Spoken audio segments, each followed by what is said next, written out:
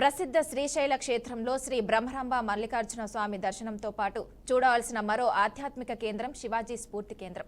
దక్షిణ భారతదేశాన్ని జయించుకుంటూ వస్తున్న నేపథ్యంలో 1677లో శివాజీ శ్రీశైలం దర్శించుకున్నట్లు చరిత్ర చెబుతుంది.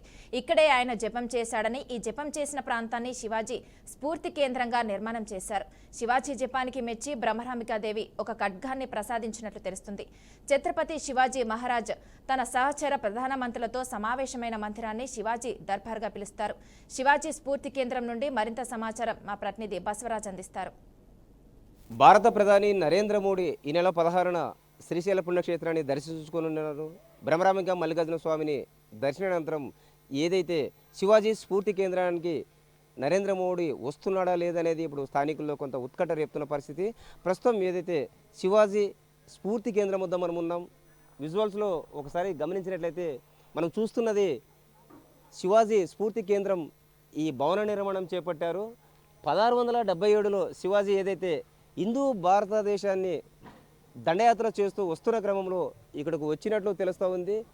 ఇక్కడ ఏదైతే దర్బార్ నిర్వహించి తన సహచర ప్రధానమంత్రులతో సమీక్ష సమావేశం నిర్వహించి అంటే దండయాత్ర గురించి ఆయన ఇక్కడ చర్చించినట్లు, తద్వారా ఎలా యుద్ధాలు చేయాలి, ఏ విధంగా రాజ్యాలు గెలవాలి అనే ఒక నిర్ణయాన్ని లేదా ఒక దిశానిర్దేశాన్ని ఈ దర్బార్లో చేసినట్లు తెలుస్తూ ఉంది. అదేవిధంగా పక్కనున్న ఒక గోపురాన్ని మనం చూస్తూ ఉన్నాము. ఎక్కడైతే శివాజీ ఇక్కడికి వచ్చి జపం చేసినట్లు మనకు చరిత్ర చెప్తా ఉంది. అంటే బ్రహ్మరాంబిక మల్లికార్జున స్వామిని దర్శించుకున్న అనంతరం శివాజీ అక్కడ ఆ మందిరంలో ఏదైతే పురాతన కట్టడం మొదట్లో ఉండేది, అయితే అది శిథిలమైన నేపథ్యంలో కొత్తగా ఏదైతే మనం కాషాయం జెండా ఎగురుతున్న చోట ఈ భవనము శివాజీ జపం చేసిన చోట అది. అక్కడ జపం చేసి ఏదైతే శివాజీ జపానికి బ్రహ్మరాంబిక మెచ్చుకొని ఒక ఖడ్గాను కూడా బహుకరించినట్లు మనకు ఇక్కడ చరిత్ర పుటల ద్వారా తెలుస్తూ ఉంది. ఇంత విశిష్టమైన ఏదైతే శివాజీ మహారాజ్ ఈ స్ఫూర్తి కేంద్రాన్ని ప్రధానమంత్రి సందర్శిస్తారా లేదా ఇక్కడికి వస్తారా రాడా అనేది స్థానికులు కొంత ఉత్కంఠత రేపుతుంది.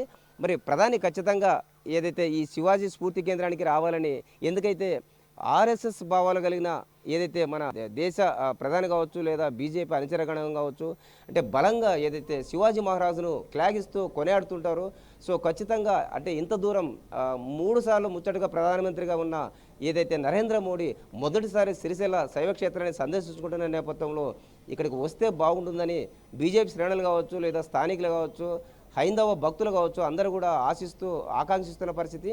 మరి ఏదైతే షెడ్యూల్ ఇప్పటికీ స్పష్టంగా రాలేదు, మరి షెడ్యూల్ వచ్చే లోపల ఈ శివాజీ స్ఫూర్తి కేంద్రానికి ప్రధానమంత్రి వచ్చి సందర్శిస్తారా లేదనేది అందరిలో అయితే ఉత్కంఠ రేపుతున్న పరిస్థితి.